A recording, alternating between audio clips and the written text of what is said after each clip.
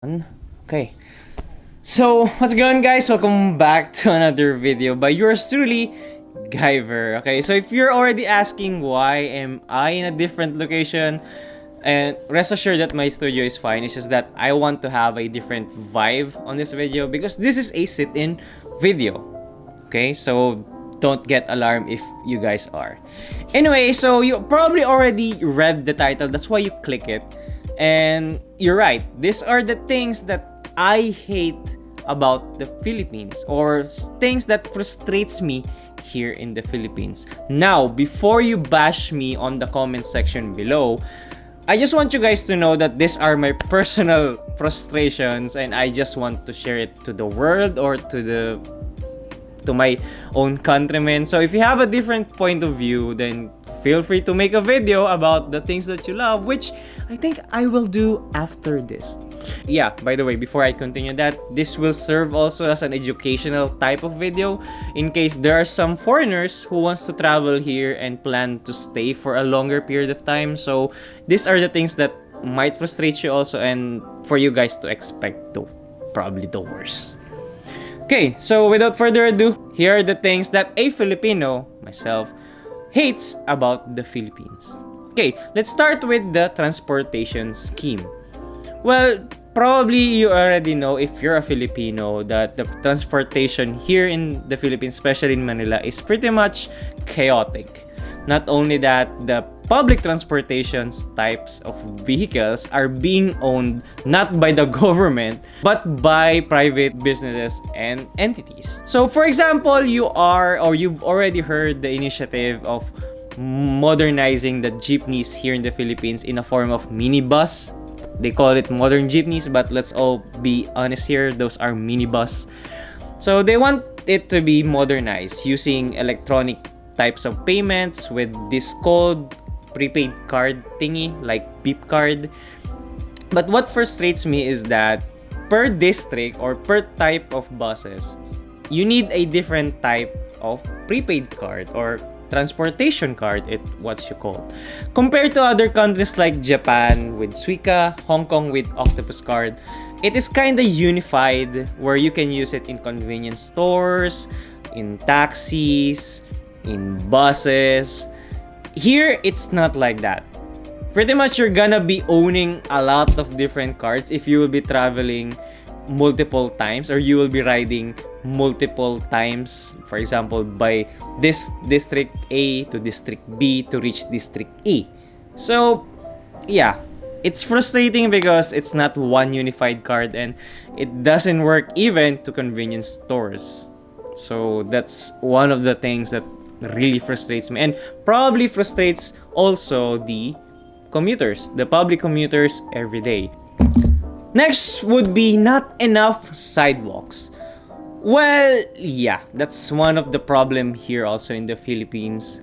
Don't get me wrong, there are cities or certain, part in the cities that have sidewalks, especially Makati, BGC, etc. I don't think there's more who has a wide sidewalks to begin with.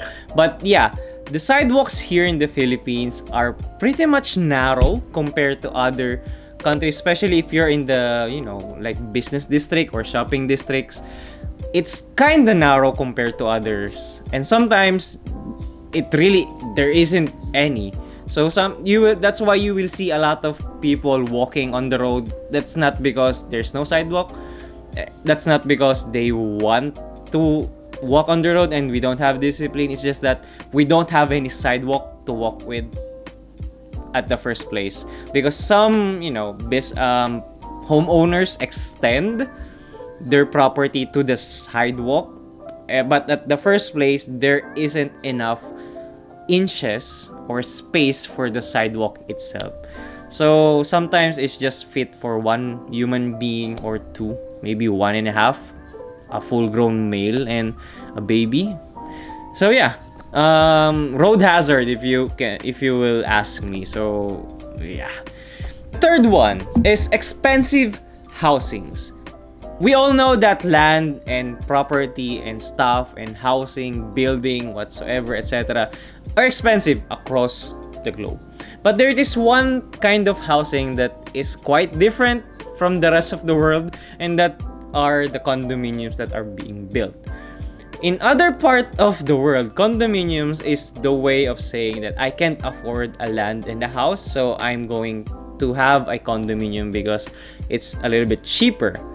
It's kind of like an apartment per se, but here in the Philippines, condominiums are a sign of wealth because condominiums here cost way more most of the time than owning a house and a land. So for example, you want to own a land and house for like 80 square meters lot area. I mean, that's the whole size of the house. Of course, you can live there. It's gonna cost you around 2 million.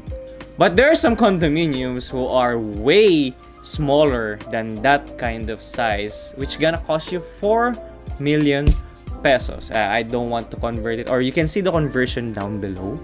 So that's how expensive some housing projects here in the Philippines. So you might get a little bit confused on why do some Filipinos think that having a condominium is a sign of being wealthy. But of course, we do have the expensive mansions to begin with. So I'm just saying that condominiums here are sign of wealth, not sign of, can't afford a land and a house. This is probably the second to the last and one of my favorites frustration. Wait, you can have a favorite frustration? Well, yeah, of course. It's the overpriced gadgets. Yes, Philippines has one of the most overpriced markets in terms of gadgets and maybe other things, but I'm going to focus on gadgets. For example, there's this upcoming iPhone 12. It's gonna cost roughly around $799 or $699, and that's equivalent to roughly 35,000 pesos. Of course, that's in dollars, the $799.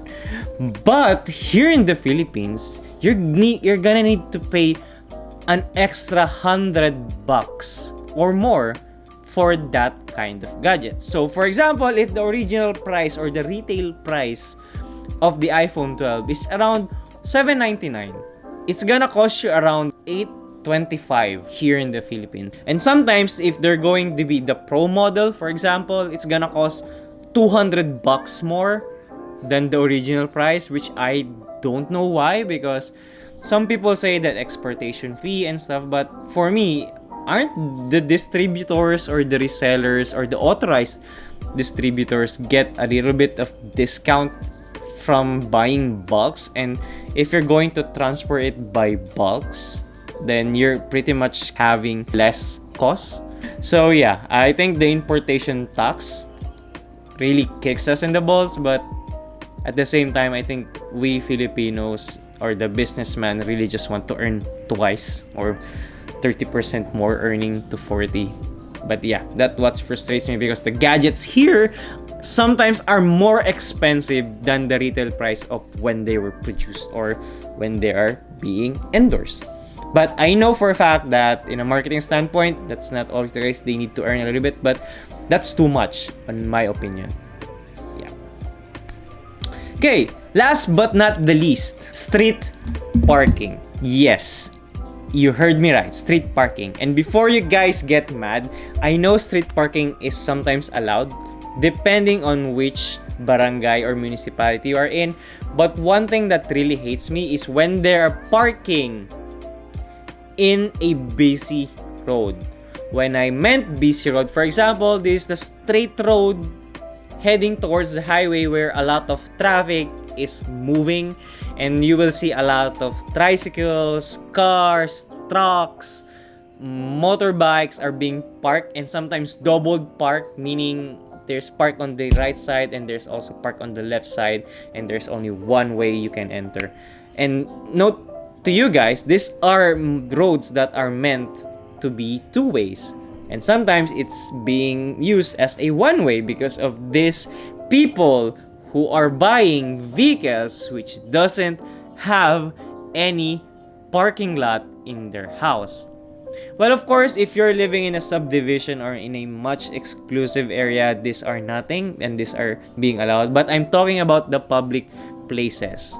And this is why, and this is one of the cause of the huge traffic problem here in the Philippines, is the street parking, because you need to swerve and give way to the other vehicles because it's a two-way street. But it's kind of hard because there's a lot of cars parked everywhere. So yeah, it's really frustrating, especially if you have a car, and more frustrating if you're commuting and you need to pass through to that area where there's a lot of parked vehicles. So yeah, that's pretty much it. Those are 5 things that really frustrates me and I hate about the Philippines. Now, if you agree on this video, make sure to press thumbs up and consider subscribing for more content from me. It's either travel, tech, or just a sit-in video like this. Also, I do sometimes comments on issues regarding YouTubers. So you want to stay tuned for that. So once again, guys, this is me, Guyver, saying that have a nice day, and I hope we all agree on this video. And just try to relax, because for me, that's one of my problems. Anyway, bye!